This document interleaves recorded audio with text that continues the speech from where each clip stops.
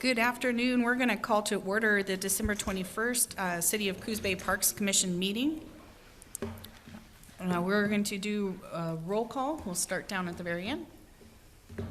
Introduce yourself. Don't forget your microphones, green button, green light. Lance Knoll, Transportation Facility Superintendent. Coco Sutton, Parks Commission. Patty Scott, Parks Commission. Ariane Lyons, Parks Commission. Jamie Faraday, Parks. Bill Davis, Parks Commissioner. Greg Hamlet, Operations Administrator, City of Coos Bay. Thank you. Oh, Jennifer sorry. Werstein, City of Coos Bay. Yeah.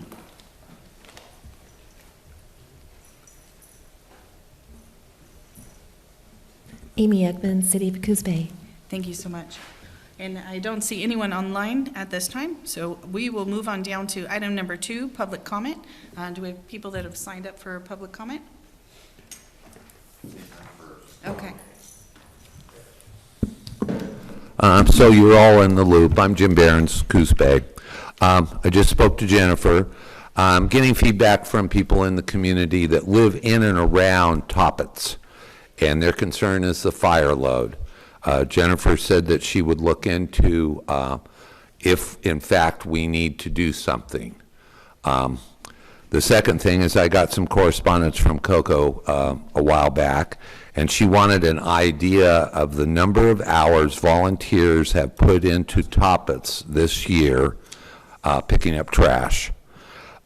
We reported hours July through August to the city, AYA, and I couldn't get my hand on a document, and Jennifer's going to research that. But without the AYA hours, we're at about 500 hours. Okay. All right. That's counting what we know about that the surrounding neighborhoods are doing. There are a couple of streets there that have people that work on projects when they see them or work in coordination with the city. We have one individual that's about 2.5 hours a week picking up trash in that park. We're having some, what's the word I'm looking for here real quick? That whole park was complete. It's 55 acres counting the lakes, if I remember correctly. That whole park was completely gone through this summer by volunteer crews and the city. We picked up everywhere, okay? So we went down every path, 18 to 24,000 steps a day. And we went everywhere that the city identified, and we found places the city didn't know about and vice versa. The city was very supportive in all of our efforts to date. We text the city or call the city, tell them where the stuff is, they come out and get it. When the city is tasked doing other things, we work out other arrangements. They're a very good partner for us, for all the people that are working on this, but the problem is not going away. Thanks. Thank you so much. Additional comments? If I may, in regards, Jim, to the fire issue or concern inside of John Thomas, I was actually looking for an email. This topic came up early last year. There was some camps, some warming fires that were set inside the park, and I was looking for the email, and I can definitely scour at a different time. I just don't think I have time right now to look for it. But the fire department, although they do respond to the fires when they're called in, they don't think there's an imminent fire danger inside the park, coming to a full blaze. And so they do respond to individuals when they are called in, but they don't think that with the amount of moisture that we have here along the coast, that's why we don't see those big fires in our area. They reference the humidity levels, they reference the vegetation moisture, and I'm not a fire expert by any means. Just going off a recollection of what an email said, and so definitely I'll provide that information to you once I find it, but we have looked at that already. And, we're concerned as well, and that's why we brought it up with the fire department. And so they set our concerns at ease. So hopefully we can do the same for you and the rest of the citizens and continue to do the great things that you guys do out there and everybody here, so. Thank you, Greg. Good afternoon, everybody. Mark Stevie from 852 South 12th Street, above Marshfield High School. I'm here to speak in favor of the Scout Cabin in Mingus Park. It's one of 2 projects for the Adopt-A-Park, along with John Toppet's Park. I've been working with Coco for the last year or so, working on the projects, and have done a deep dive into the history of the place. It's a magnificent building with a terrific history. It is a local project born of local volunteers. Their original Scout Cabin was actually out on Coos Head, and after 20 years of experience there, they had a lot to know about how to build the cabin here. So they came to Clarence Landis. He was the manual arts teacher at the high school to draw up the plans for the building. So it was locally asked for, locally planned, and locally built. At the last, after they had even collected the logs and the site was starting to be prepared, is when they contacted the WPA, which provided the final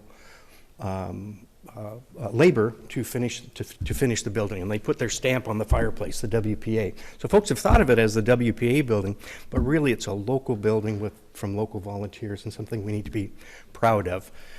It's because it's a volunteer building and it's in the corner of the park, it suffers from lack of maintenance, like a lot of buildings do. Us volunteers do what we can for it, but right now we're applying for some grants through Coco's help.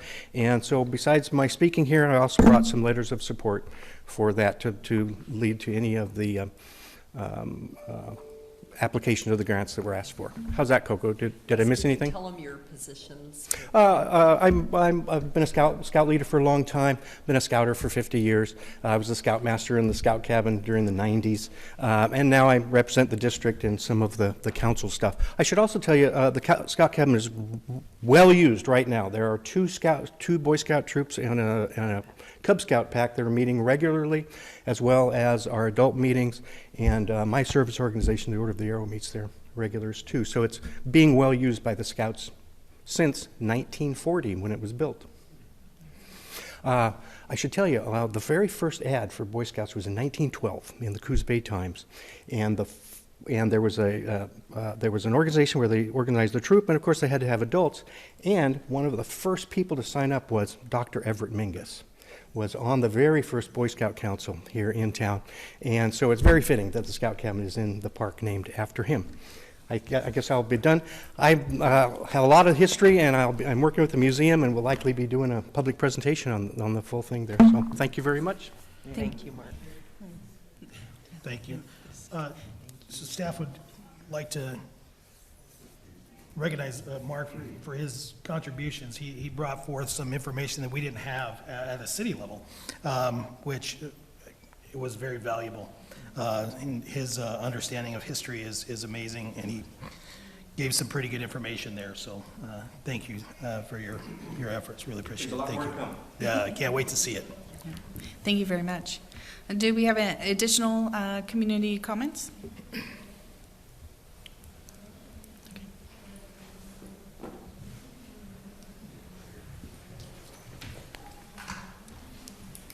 Hi there, park people. Thank you for letting me mention, we're here for bicycle safety.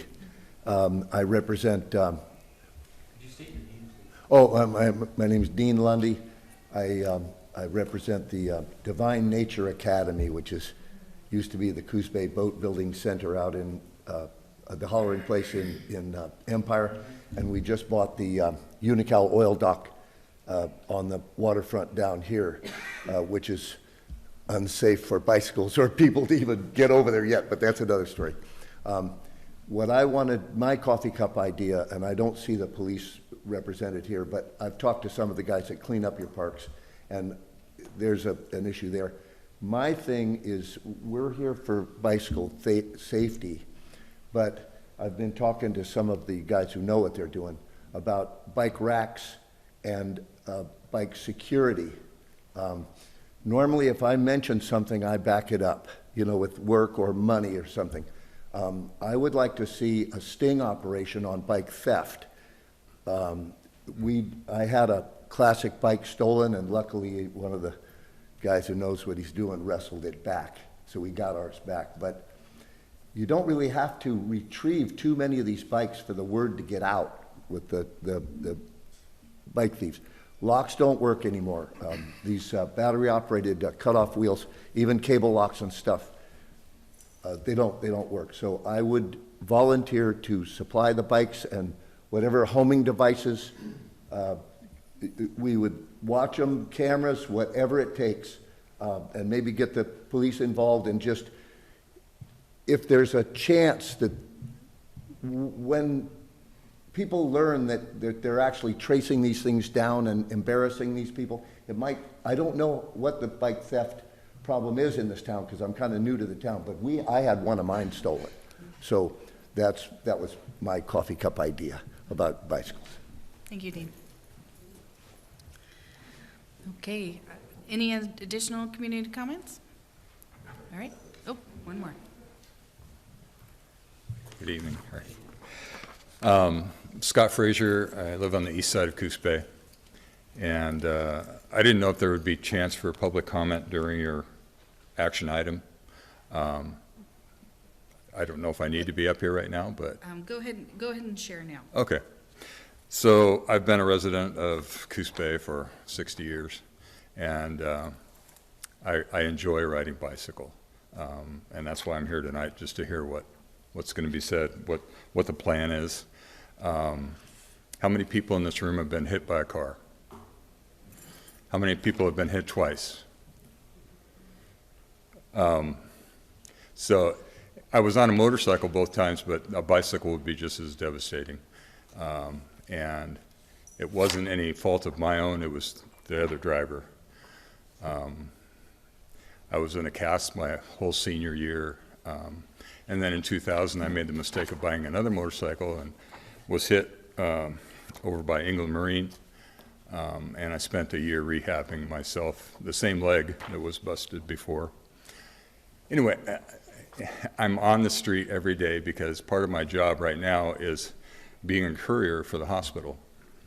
And today I saw an accident on Woodland. I saw a lady almost get hit in a crosswalk. I saw a truck pull out right in front of somebody else. I mean, people are bad drivers anymore. And I just want to stress that if you're going to mix bicycles and cars, I'm a little worried about that, no matter how much safety is involved. I ride in Eugene on the paths, and I feel much safer there. I do ride to work occasionally, but it's all dependent on weather, and I don't ride in bike lanes. I ride on the sidewalk because I feel a lot safer there. Anyway, thank you for your time. Thank you for sharing. All right, we're going to move on down to presentations, the introduction to Sharrow's presentation. Okay, thank you. This is actually the educational portion, and then we'll get to you, I promise. So later in the agenda, the Sharrow Committee is going to present their preferred alternative for a bike route to and from Mingus Park in the downtown Front Street area. But before we get there, we thought it might be a good idea to learn a little bit about Sharrow's and learn about our transportation system plan, or what's called our TSP. So with that, we can start. You just want to go down. Okay, there's a little delay, so bear with us here.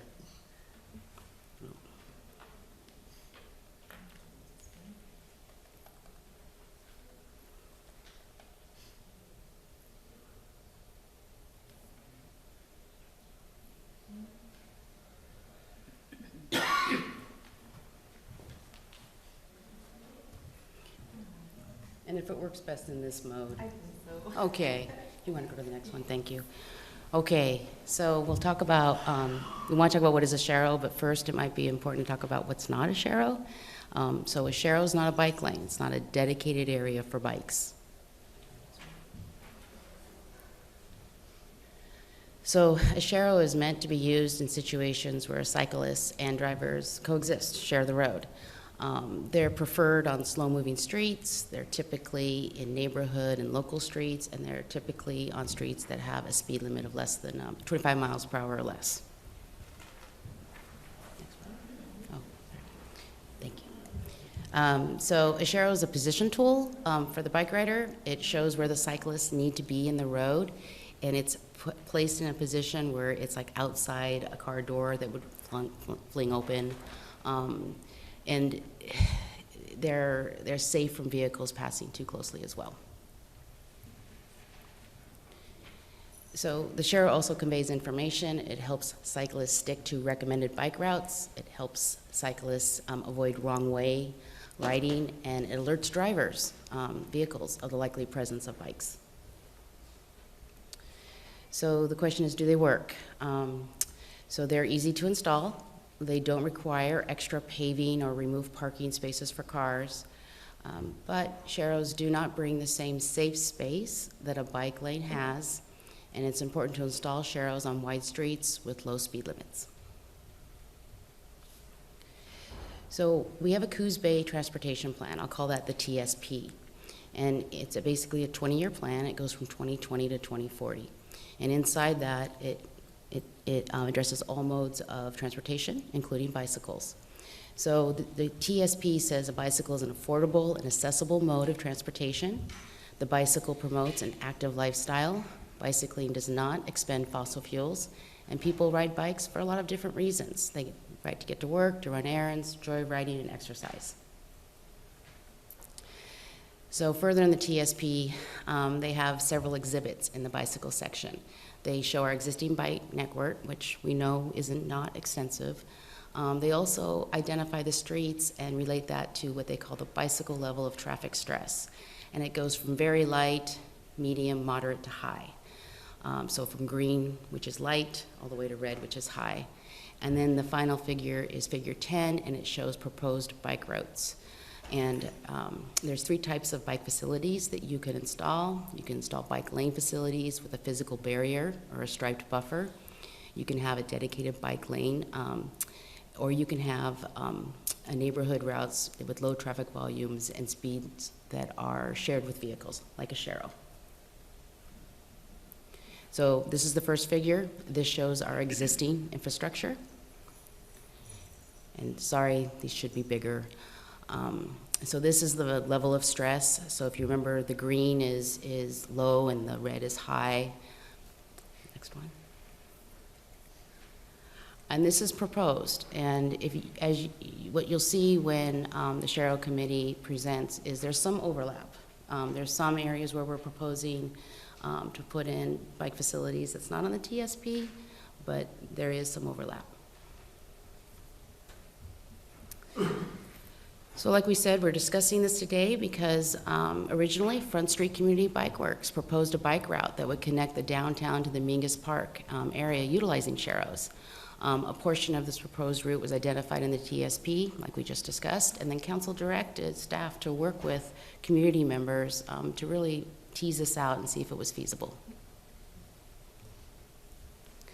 So the next steps, the Shero Committee is going to represent, our Shero Committee representatives will present their preferred alternative to the Parks Commission later. And I think, any questions? I went through that kind of fast. Okay, thank you.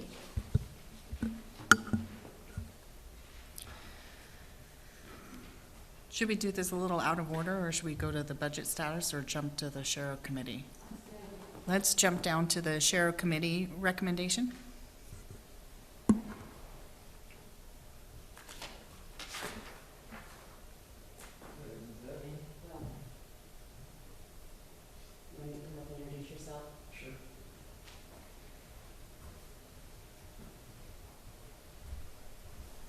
Is that you, Santa Claus? No, I'm just a bicycle elf. Santa Claus is very busy, and it's a little early, Jamie. But you be good. Santa Claus might bring you a bike. Oh, my name's Eric. Sorry, Eric Clough with Front Street Community Bike Works. And is it okay if I address one point that was made during the public comment? So Dean talked about bicycle theft, and I have coordinated some time ago with the couple of Coos Bay police officers, I forget who it was, to get them coordinated with us on registering bikes, because there is a national database you can register bikes at. It's called bikeindex.org. And at the Front Street Community Bike Works, over the years we've been in business, we've registered several hundred bikes, or we've sold several hundred bikes and registered some portion of those. So there is a way for law enforcement to check bicycle ownership if they recover or impound stolen bikes. So it needs to be implemented, I think, probably more, but thanks for bringing that up, Dean. Okay, so, right, so what I'm going to do is just to jump right in here and add on to what Jennifer just started with is I have some PowerPoint slides here that I was trying to present the background for this Sharrows project, which is partially what Jennifer just did. So some of it I'll kind of breeze through, but then I also wanted to have a couple slides at the end that I would think are bigger picture planning needs to address some of the other comments like safe riding, what is safe riding, and who's riding, who are the riders, and where are they going. And so there's a lot to think about, and I know that this is all new to the Parks Commission. So that's kind of what I was intending to do, two separate pieces. One is the Sharrows project with our recommendation from the group, and the other is this larger thinking of planning for the citywide planning. Okay, so yeah, I guess you can click. And those pictures there just give you an idea of what a buffered bike lane looks like. I put that in there so you could see, because not all bike lanes are just a stripe down the road. Some of them are safer, at different levels of safety. Okay, thank you.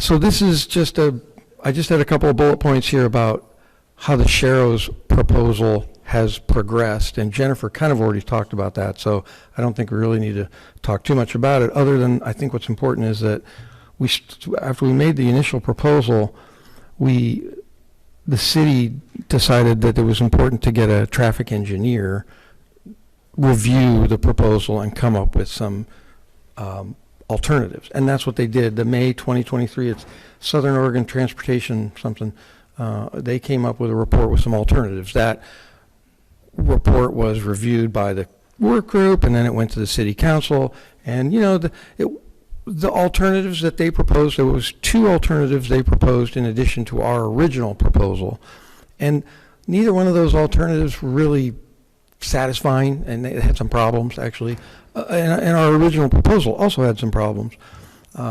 So we then went back to doing some more work group meetings. SOTE then submitted a revised alternative, and at that point I think we really made some progress, because the bullet point I've got on there about on-street meeting with SOTE, I think that really was a turning point. Once I was able to meet with that traffic consultant on the street, I had my bike with me, she did not, and she was able to see what I was trying to suggest, mainly with this commercial street, the problem with one-way traffic on commercial, and that it is arterial and not a collector street. So I thought that was a very important point to mention. So the second alternative report has come out now, and that's where it kind of led us to where we are now. So thank you. Next slide. This is just a map of our original proposal. We came to the city with this proposal. Our thinking was, we just wanted to propose something very simple, low cost.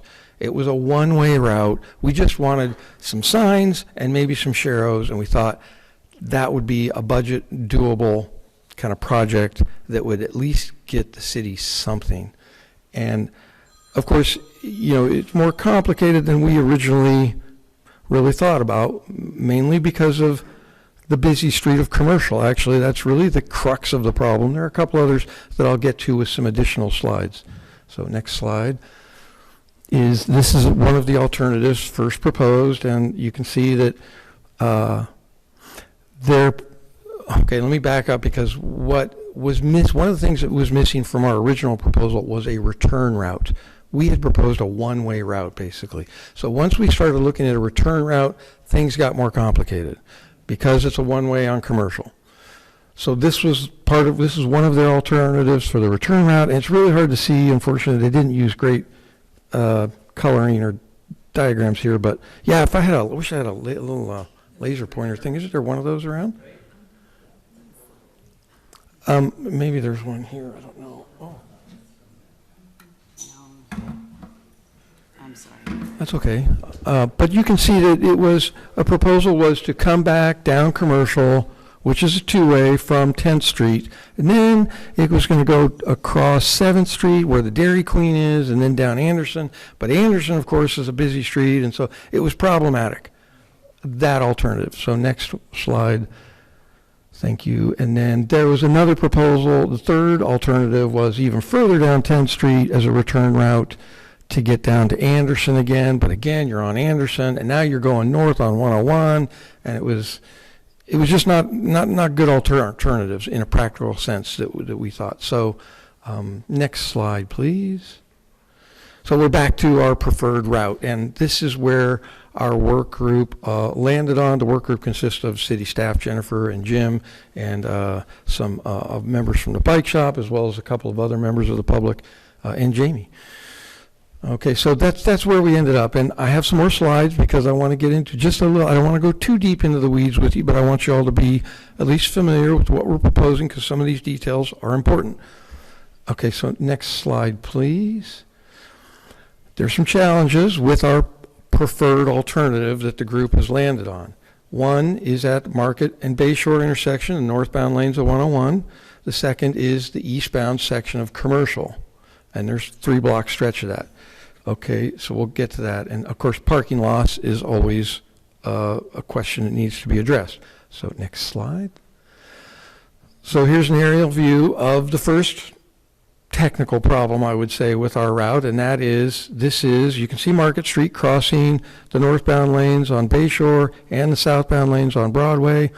On Broadway, that's a four-way controlled intersection, right? There's crosswalks everywhere. That intersection is good. But if you look at Bayshore, there's no traffic control there, and that needs to be addressed. Now, fortunately, the good news is that intersection is included in the Front Street Blueprint Plan.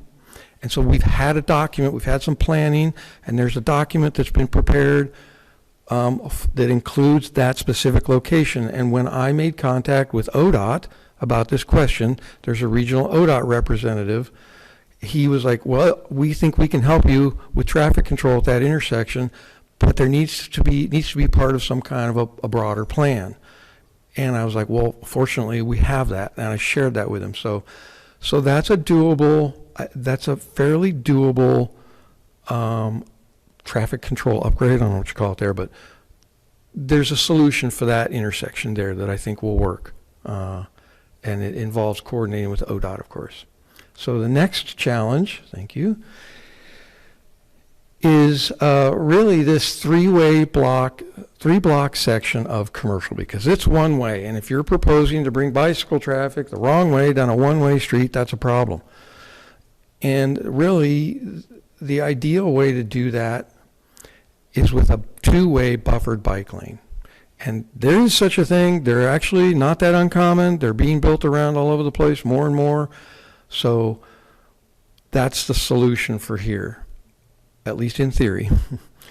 Okay, so I'm gonna, let's see, now I think I've got some additional information on that. But this is, you can see here that this is the stretch, the 3-block stretch. 4th Street is down at that end, and 7th Street is up here.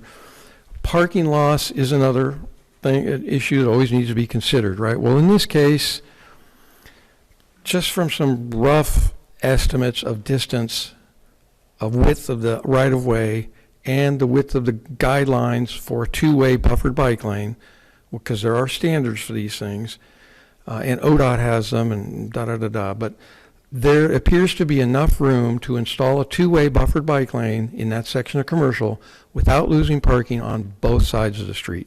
You're going to lose it on one side, the north side, But I don't think we'll need to lose parking on the south side of the street. That's my thinking right now. That needs to be fleshed out a little bit more.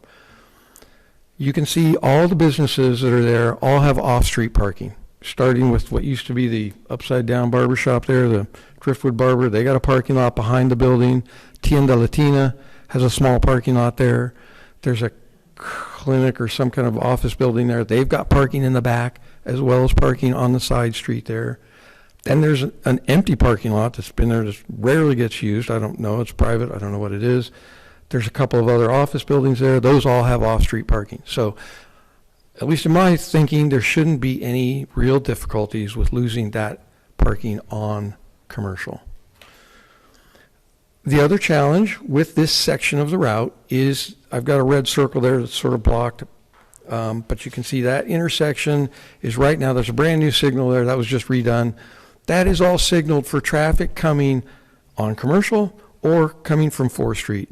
If you ride your bike down commercial the wrong way, you get to that intersection, you can't see what's going on. You don't know what the light is green, is the light red, you can look and see, but that needs a traffic control improvement there to make this happen.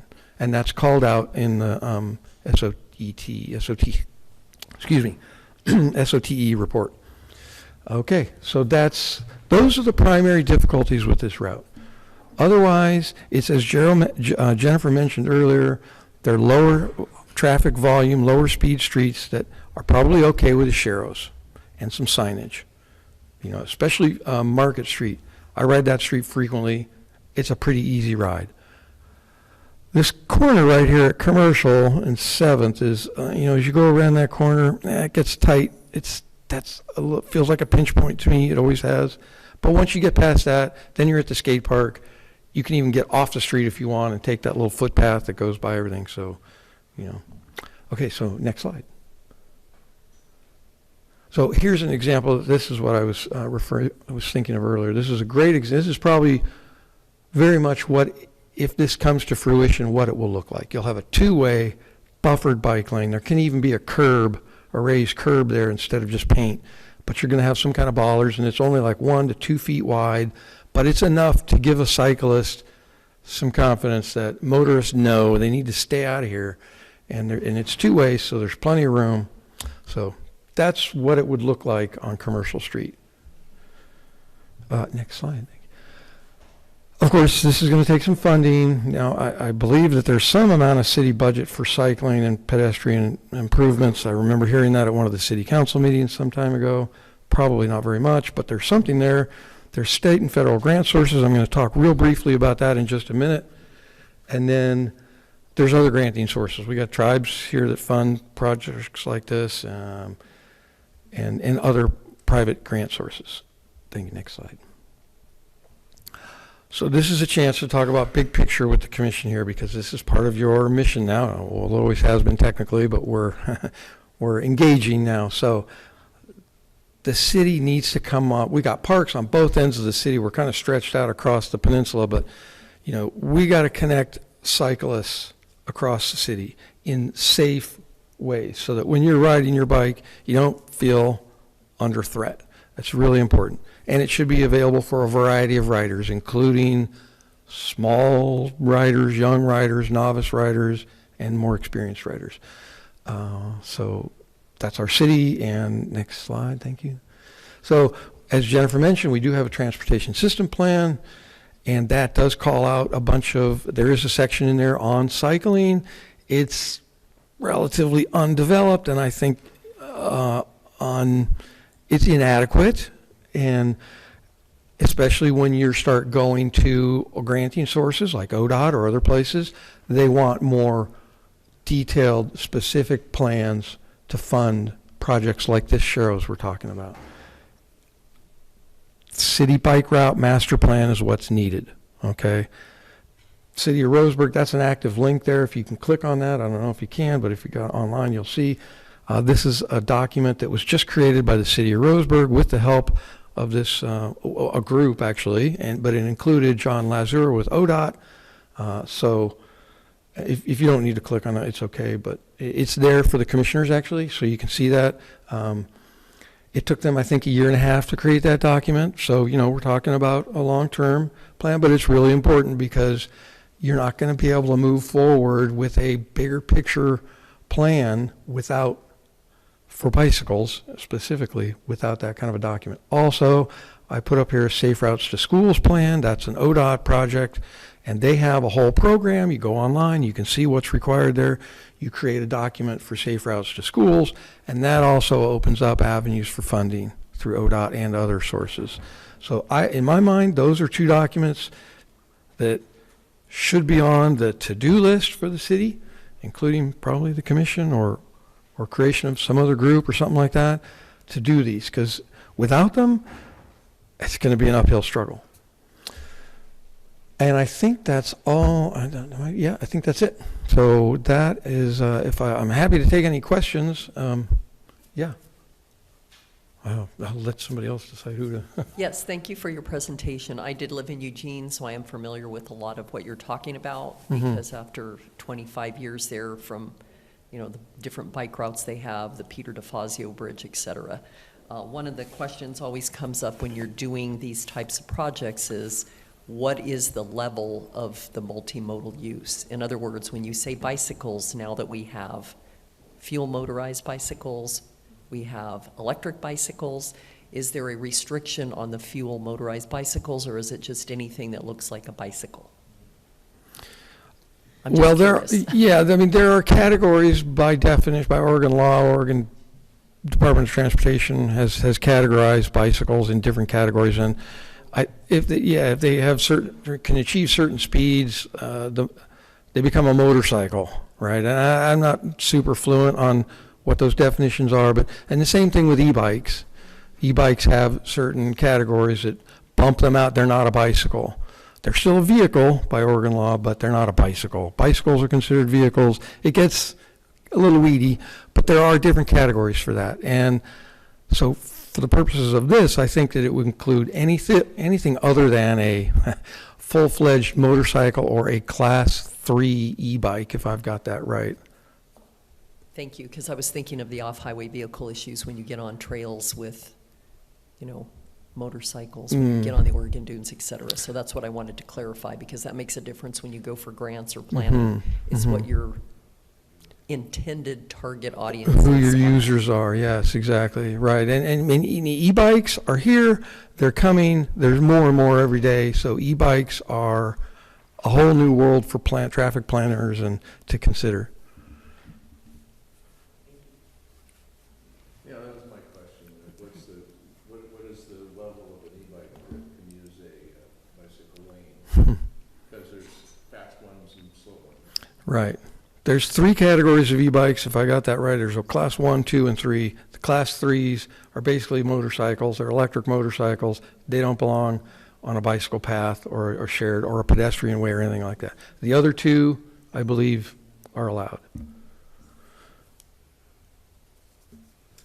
Does the Class 3 just use a regular traffic lane then? Yes. Yep, because they got that power. They can go 35 miles an hour or more. Yeah. Eric, I was just going to say, I think e-bikes are restricted too, that someone 16 and younger can't use an e-bike. State of Oregon. Really? I didn't know that. Okay. So it limits the people that can go on. It's e-bikes in general. I'm almost 100% sure. Well, this is similar to the argument back in the 70s and 80s with mopeds, because originally the question comes down to who's using it and is anyone enforcing it. So that's why I asked the question. Thank you. Additional commissioner questions? Okay, so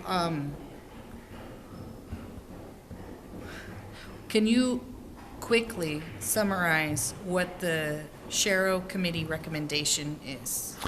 Yeah, sure. Thank you. The group landed on the alternative 1, I guess you would say, the initial proposal. That's the there and back route from Front Street along Market to 4th to Commercial to 10th, and then back that route. That was what the group landed on. Okay. Yeah. Using the the dual lane on commercial? Yes, the two-way buffered bike lane on commercial.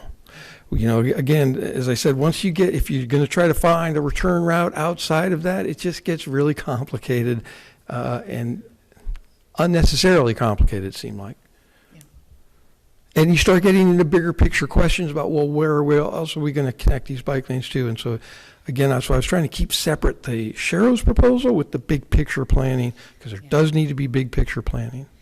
And which goes back to my comment that I make on literally every single project we have is I like to see a master plan for the big picture first before we take out and break out these pieces. My concern is that if we go after and we do this major adjustment to commercial, then we might get a lot of backlash and pushback during the master plan process to get true information and good information from people, and then there'll be momentum behind movement against the bike lanes and the bike paths that we need. So that's a concern. That's every time we touch a park or we do anything, that's my first thing is I want to see a big picture master plan, so we're not redoing things or we're not giving people too far of a heads up that might not like what we're doing. Agreed. It does. I wish there was a master plan. There isn't. And it would be unfortunate, in my opinion, if we had to wait for a master plan to do this, because I'm just looking for a win.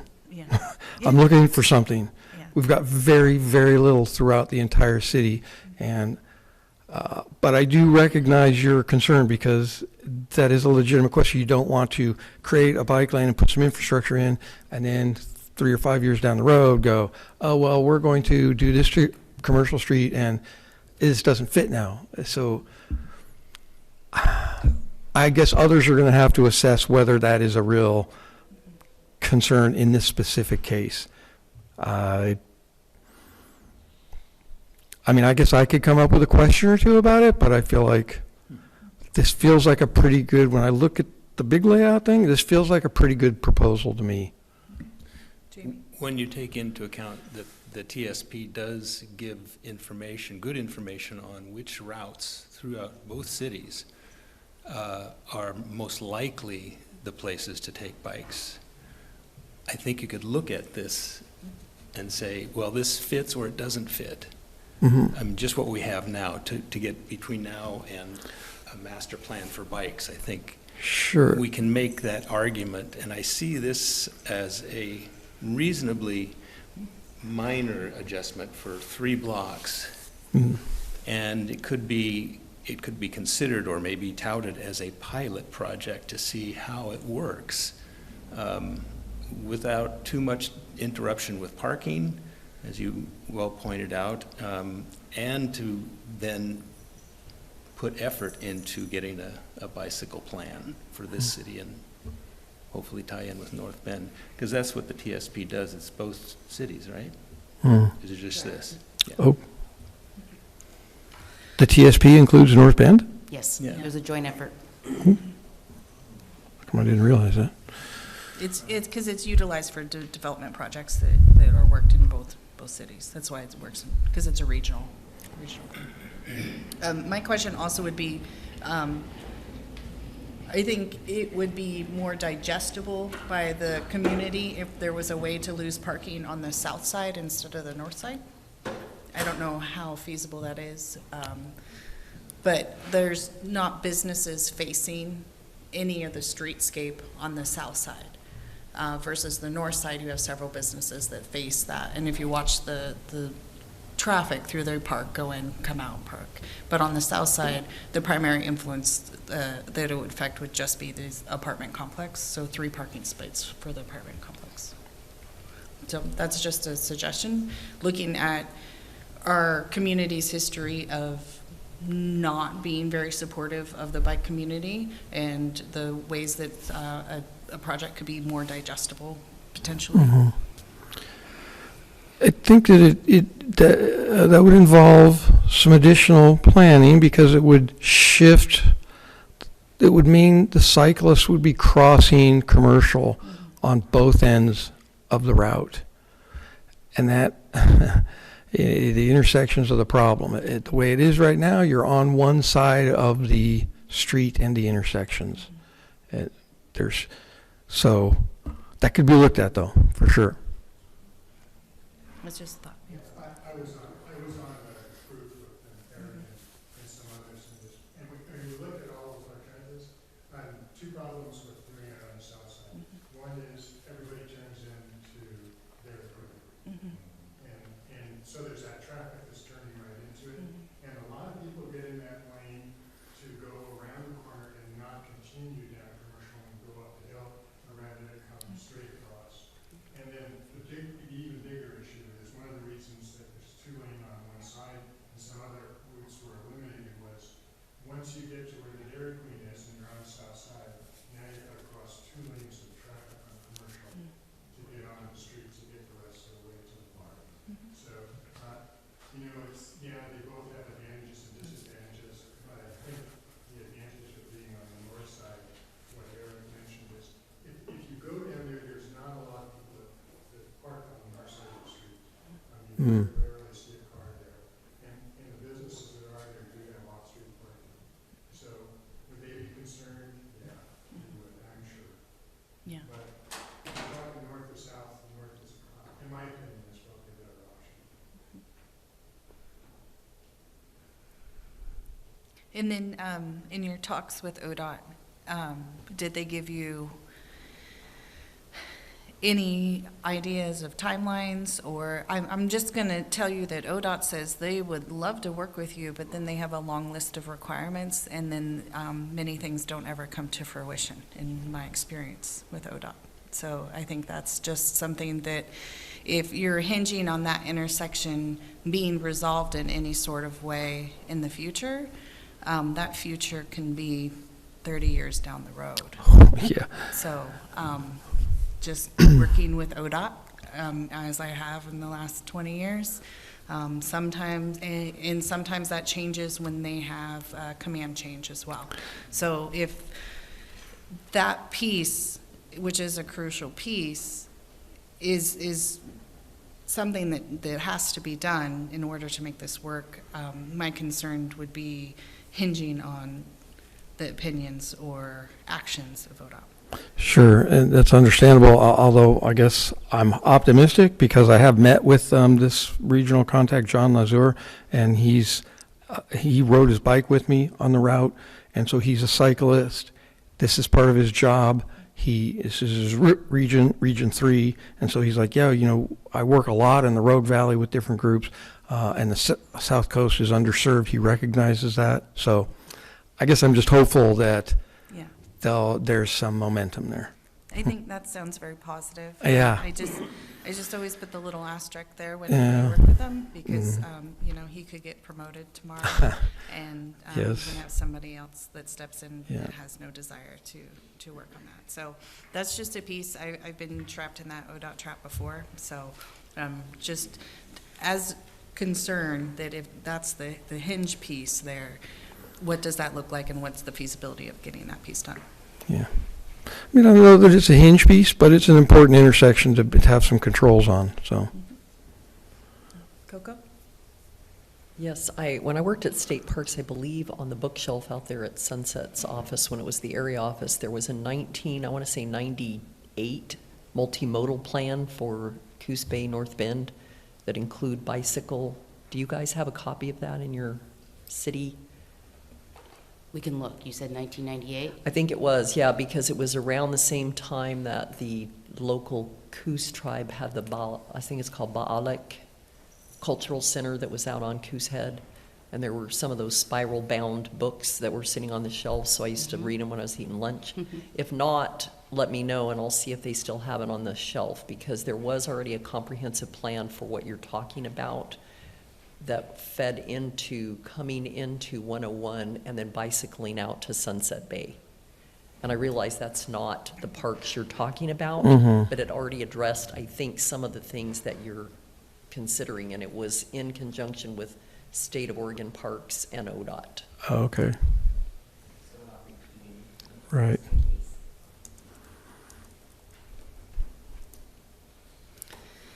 Okay, so we have, the first decision to make is if we would like to take a vote on this today, or come to some sort of recommendation, or if we need time to digest the information. So just a quick survey. Coco?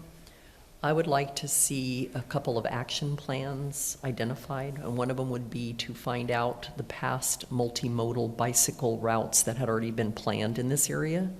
Secondly, if there could be some action items that were more specific. In other words, we need this done first. And if the first thing is the comprehensive bicycle plan, in other words, your master plan for cycling in Coos Bay, I think that that's the two action items that we need to decide on, and then who would be the subcommittee to do that. That's my recommendation. I concur. I think we need the big plan before we get into the specifics. Can we not do those at the same time? Can we do them concurrently? Propose this alternative, excuse me, frog, and put forth so that the city can find out how much this particular part will cost. Maybe throw out some get some more public input to see if this is going to be, two thumbs down, or whatever. Take a pulse while we're working on the master plan. I would like to see, and if ODOT takes a while to do it, we need to start. We need to start now. So that's my 2 cents. I would like to see we get this thing off the ground as soon as possible with more input. I agree with Coco. We need more input from what we have already known in the intermodal systems that we have looked at. So I'm going to do me, and then Coco, and then Jennifer. Okay. I would like to see a work session that's outside of the commission that delves into a couple of these pieces. We can go through and look at the pieces a little more, and then with some potential budget items from staff on some of the cost implications if we do go forward with this. That's the direction I'd like to go. Coco?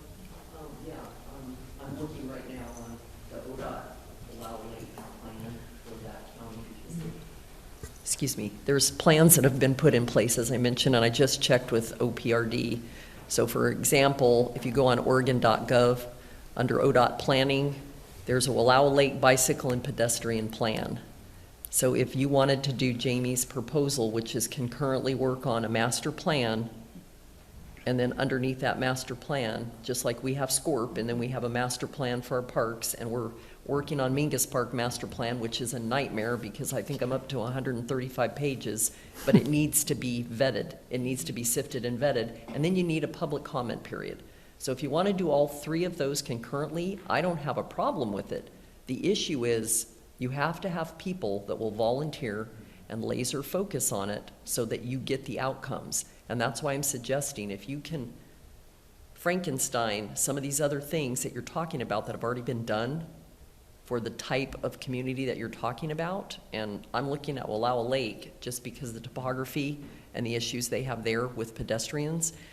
Look at those things, and then in your work group, come up with that feasibility. Is it feasible to do this Frankenstein plan from somewhere else, overwrite it, get your first project out under the master plan, and then have a public comment period, because that's going to sift through a lot of these questions, but that's just my opinion. Jennifer? Okay. So, Eric, I share your I want to win. We've been working on this for a year and a half. I completely understand. But the work we've done to date, even if it doesn't move forward as fast as we want it to, isn't going away. It's still there. It's still valid. I echo Commissioner Lyons' statement with, I want a master plan. I'm an engineer. I want a master plan too. I don't want to piecemeal anything. The city, and you know this, is entering into budget season. Mm-hmm. So really, any decisions you make aren't affecting this fiscal year, which goes to June 30th, 2023. It's decisions you're making for or recommending for next fiscal year. But I also want to point out, you've also directed staff to focus on the scout cabin with the Yeah. adopted park. We've talked about bathrooms for Mingus. We've talked about dredging for Mingus. So we're going to get things done. I think we're moving in, we have a parks grant writer. I think a work session is a fantastic idea. So I hope that wasn't too all over the board. Yeah.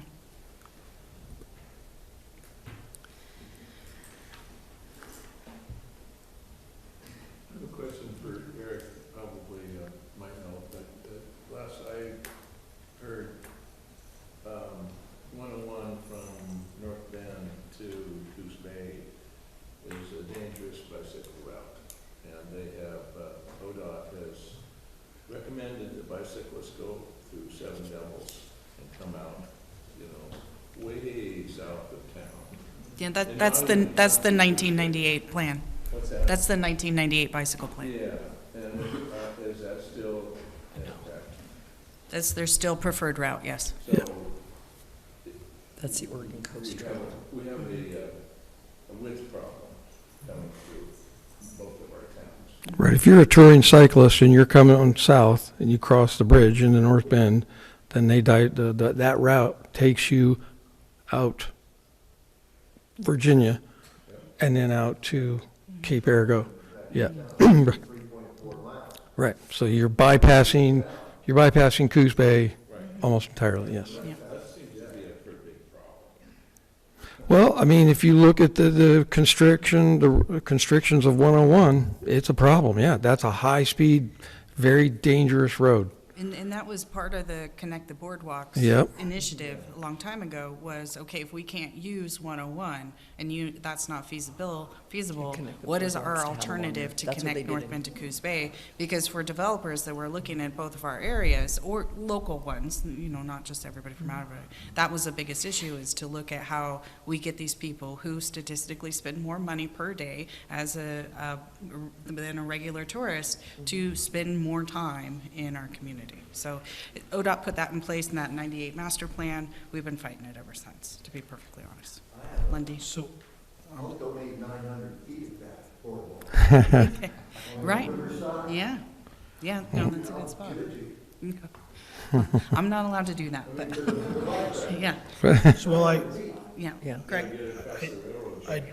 But I can tell you, in fairness to the plan, when you look at the topography of the area, the fact that the corridor that you're talking about was heavily occupied by heavy industry since the late 1800s, early 1900s, bunkers of coal, a power plant where the mill casino is before Weyerhaeuser was there. So there were reasons why, and the Oregon Coast Trail, which connects to the Intercontinental Trail, when you get on the Oregon Coast Trail, once you get to this area, you have to get off the trail because you're 17 miles and you can't go through private land. So there are reasons why things were done the way they were, but that's why I'm saying if we have a work session, we look at what's done before us specific to this area, I think that could save a lot of time to get a bicycle, for lack of better words, comprehensive outdoor recreation plan, because you want to include pedestrians with your bicycle issues, so that if you're crossing any of those corridors, you've already got it in place. But that's just my opinion. So, Commissioner, in the interest of time, Yeah. I think the conversation has been great and robust. I was think gonna call for a we do motion. have 3 other items still to discuss, so it is 5 o'clock right now.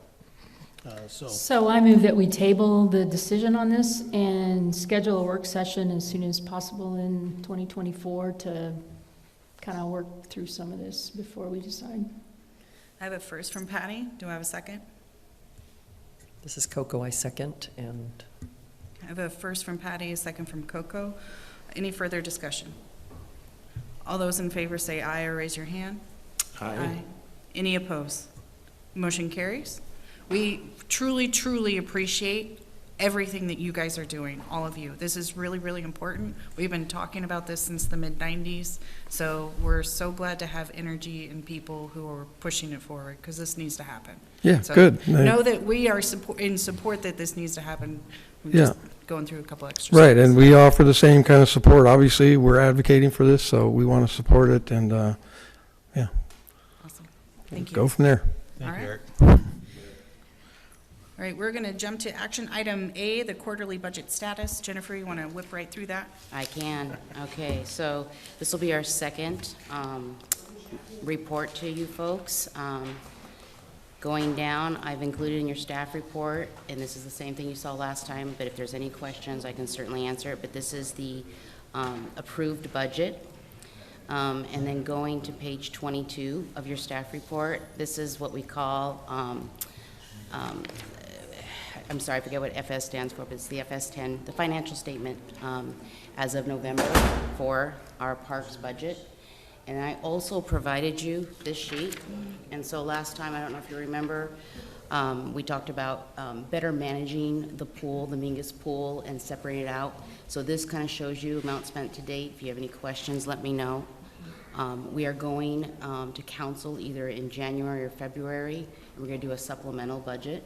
And what we've asked for is an increase in our contractual line item, and that's 01-305, 520, 2108.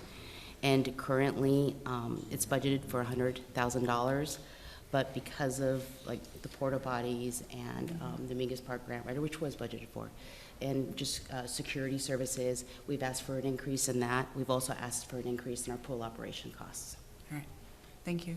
Any commissioner questions on the quarterly budget? Coco? I had one question just for down the road. Did we ever find out who the person is to talk to in the city about your garbage?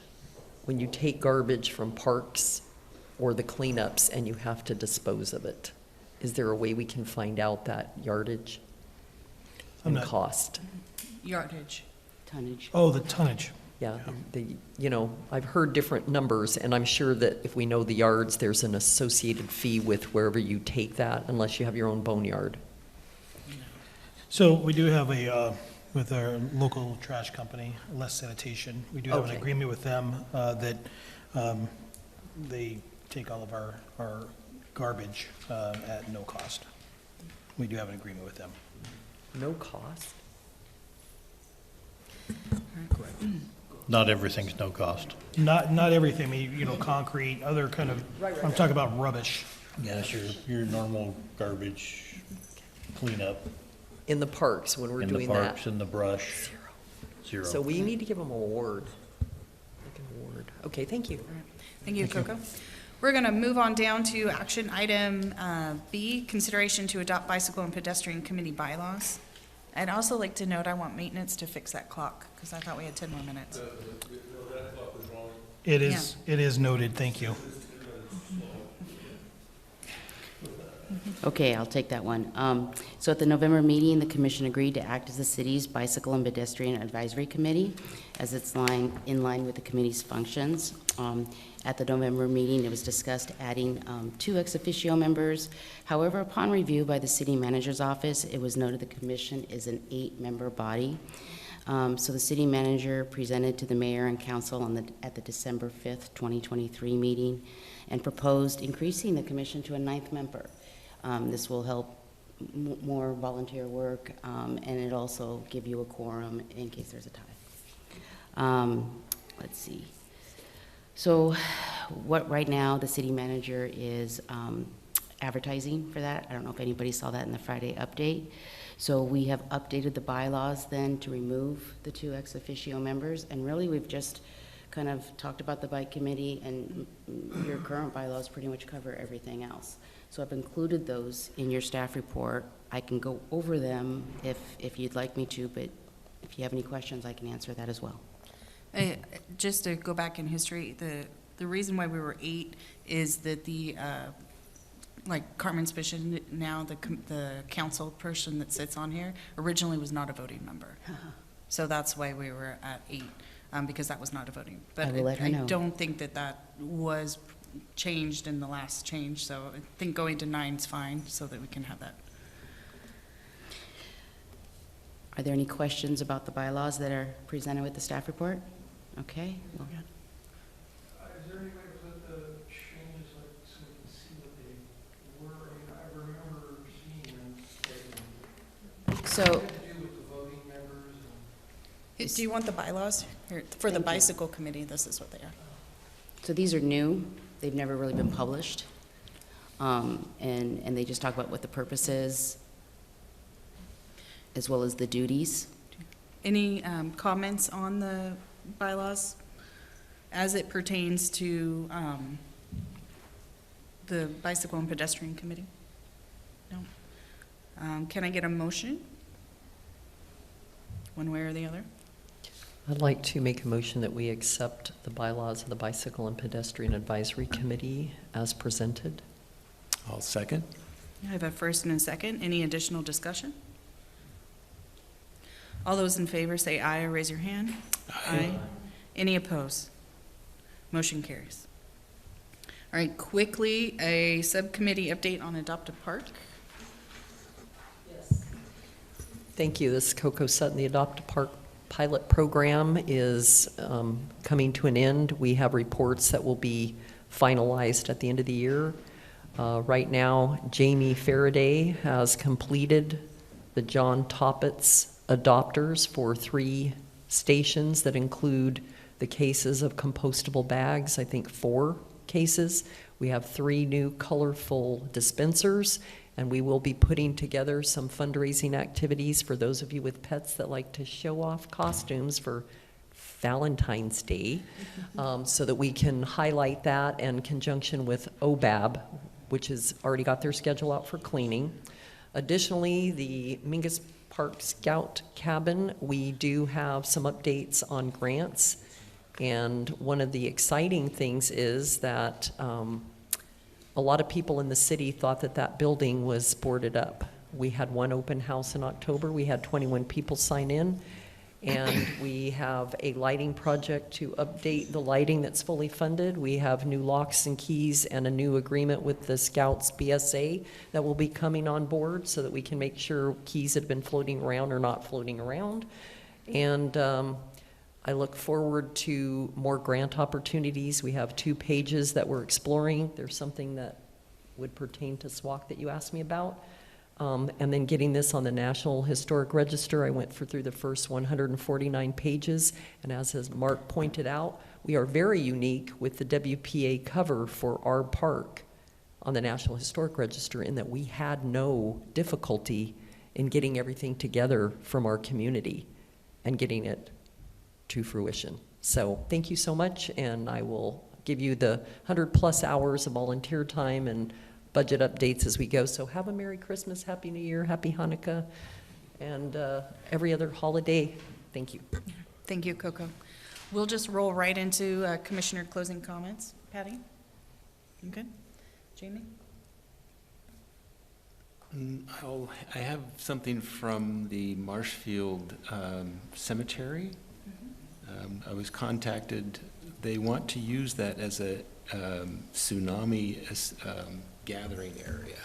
And they said, is there a problem with that? And I said, I don't think so. I'll check with the parks, because it's within the parks. Who's the question coming from? Well, it was coming from, what's her name? Cricket, through Linda Sanders. Okay. And then I think that just needs to be run through Yep. operations and checked. That's all I have. I look forward to the question. No? Okay. I just want to say I appreciate everybody's time, energy, and efforts. That's what makes our community, and then working with each of these pieces that come together, and I think that's pretty amazing, and we appreciate everyone. So, and thank you so much for staying 10 minutes after or finishing just on time by what that clock says up there. So, thank you so much. We are adjourned. Thank you.